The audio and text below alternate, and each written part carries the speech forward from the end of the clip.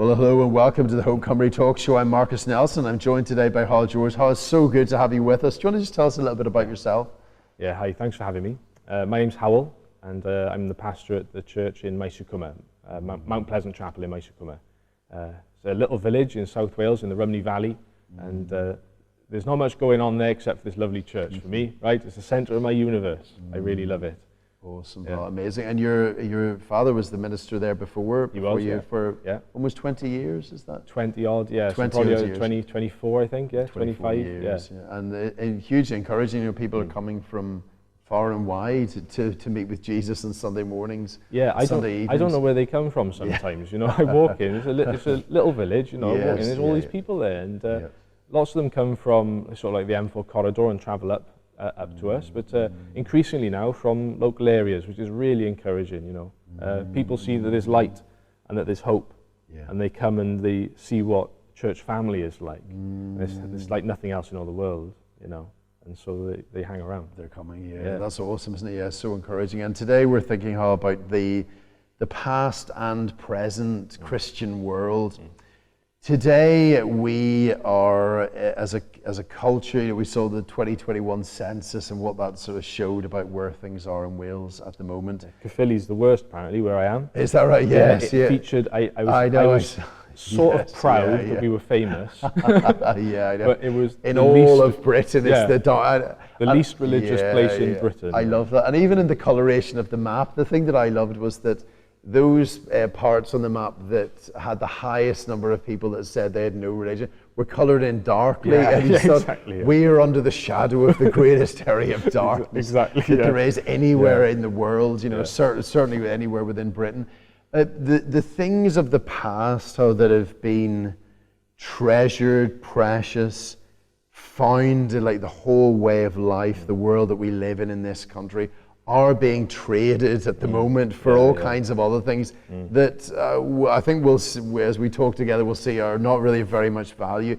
Talk to us all about that process, of how this country, this land, did bow at the feet of Jesus Christ and trust Him, and what difference that made, and what they gave up in order to receive Him. Yeah, it's absolutely right. You look at what's being traded. It's a good way of putting it, because Caerphilly, like in other places, appeared on this map under this shadow. They're opting out of Christianity, as it were. And they all say, I'm not religious. I'm certainly not a Christian. But when the local spiritist comes to my local pub, she sells out. The mediums and the gurus and the witch doctors and all that, they're really popular. People are very spiritual. There's this desire to move upwards in our souls, back where we ought to be, sort of thing, as we were talking earlier. But that is actually, it's a backward step that people are making when they opt out of Christianity and go to the spiritists and the druids and whatever. They're going backwards. Because once upon a time, this country, before Christianity came here with the apostles and the people from them, it was pagan, wasn't it? The whole land.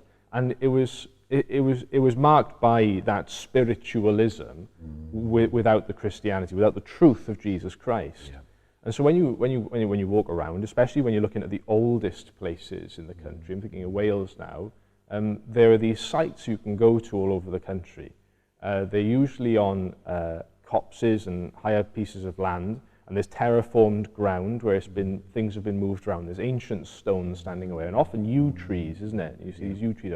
This was an ancient place of worship with the Celts and the Druids and all that. And smack bang on top is a church, right? And what it is that once upon a time, the gospel comes to these islands, and the good news about Jesus Christ, what He has done for humanity. And everyone, all of the fathers that we have on this island, they said, yep, I'll have that, please. That is better than everything that we've been able to come up with. So we'll get rid of whatever it was that they had on these sacred sites, and they built churches. They said, this is better than whatever we had before. And so they said goodbye to the idol worship, to the paganism. They said goodbye to all the sort of witches and the druids and all the sacrifices and all that sort of stuff. And they said, let's have Jesus Christ. To know Him is better. And so there's a long period then of this island's history where, I mean, they call it the Dark Ages, don't they? But it was in that period that virtually every man, woman and child here knew that God is Father, Son and Spirit, that his Son is Jesus Christ, and that if we believe in him and follow him and live his life, then we will live forever. He forgives us our sins and will bring us to be with him in the end. That's bright, that's light. And the whole map was brightly coloured, with people all over who knew what the truth of the gospel was, and they turned their back on the dark stuff and went into the light with Jesus. And that's all being traded out now. And what did that look like? So tell us more of what that looked like. You know, so the nation that had been in darkness was brought into this marvelous light of Jesus himself, knowing him, not being afraid of like dark, evil spirits, but in reaching out to him, meeting with him, knowing him, being one with his Father, and then like living his life together. What did that look like? You know, how did that change the way Wales looked as a country? Well, if you'll let me caricature it slightly, right? If I can overstate it, right? Yeah.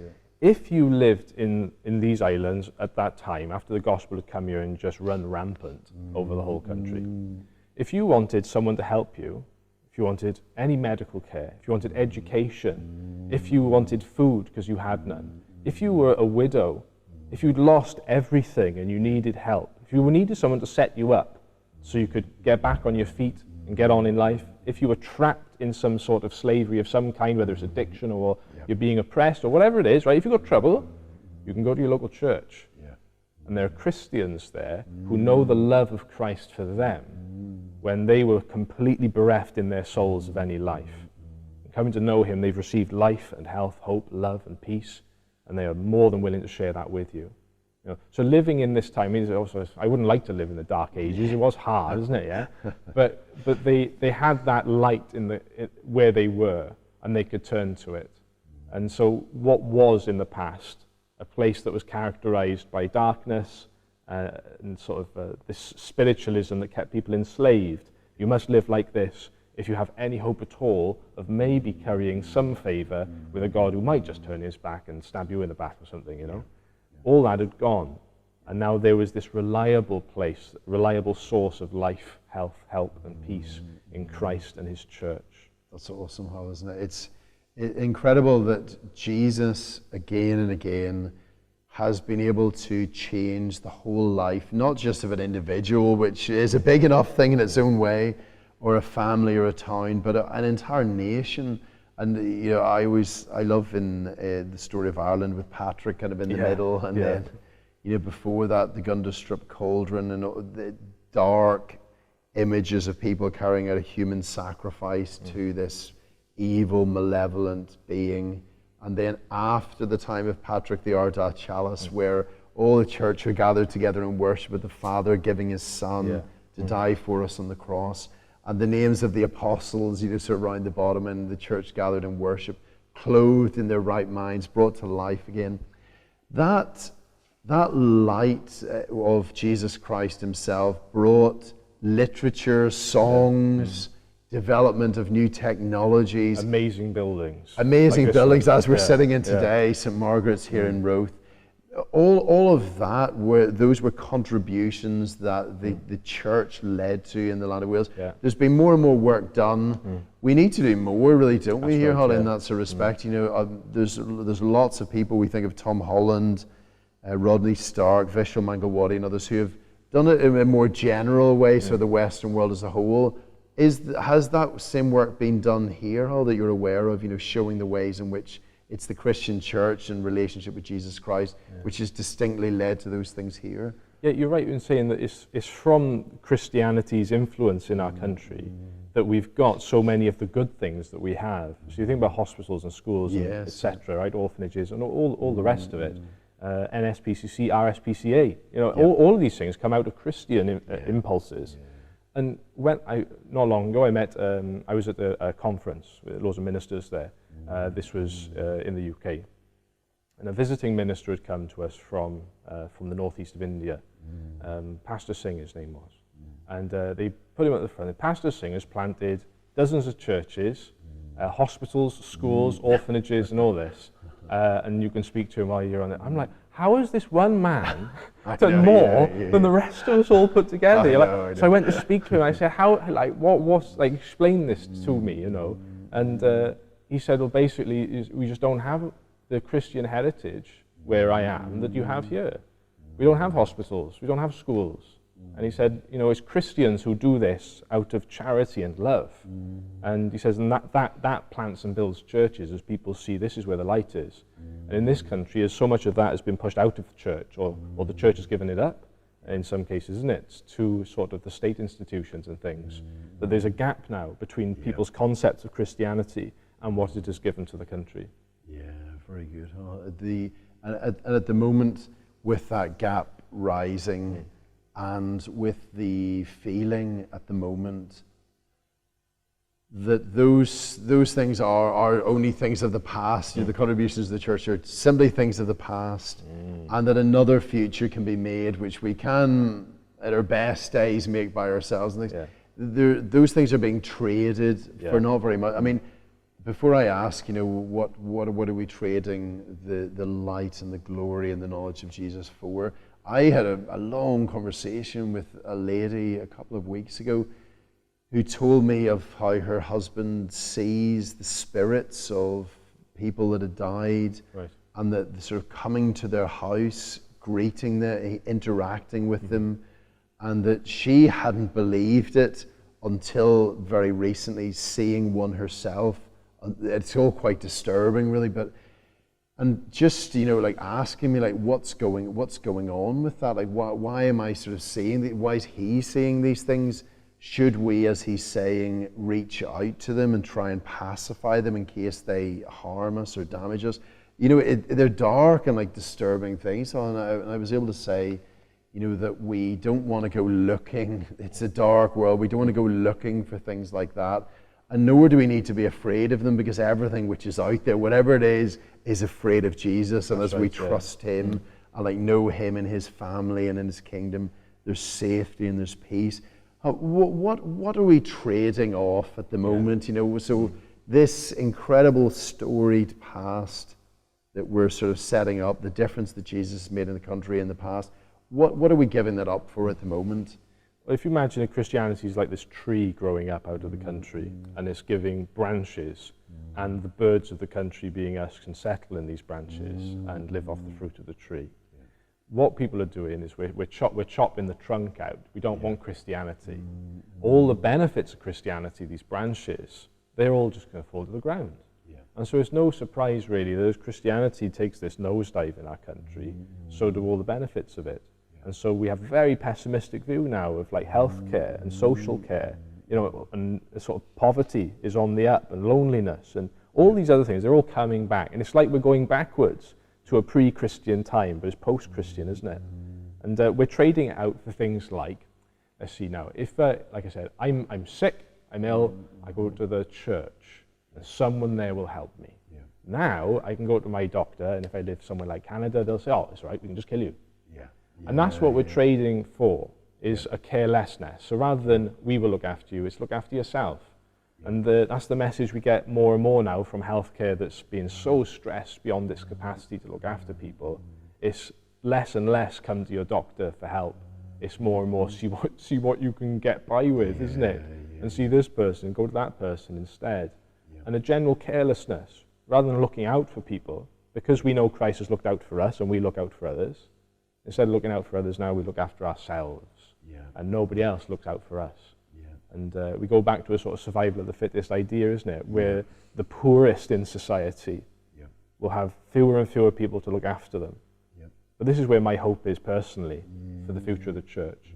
As this gap gets bigger and bigger and bigger and all the benefits of Christianity just fall off, the church now is in a place to distinguish itself again in doing good for people. And I think it already is, especially in realms of like sort of people who were enslaved in addictions and have really tough lives, and there's no one out there to help them, particularly the really complex cases which the institutions of the world can't look out for. The church is willing to do it because we've been so loved by Christ that we can love the unlovely, and we love to do it, you know, even when it's tough, even when it's hard. That's awesome, Howard, that's awesome. And the the feeling at the moment that there's less and less in common with the, for a time maybe during the pandemic, there was, people were coming together, across the gardens. There was definitely a 3-week period, wasn't it? I know. 3 weeks general of goodwill. friendliness. Of general friendliness. For as long as my fridge is full. And then that soon that soon evaporated. Yeah. In most places, certainly. And just like this feeling that there's not really like very much in common with the people around us. We may have almost nothing in common at all. We don't even know their names, just like passing like ships in the night, certainly in Cardiff. Yeah.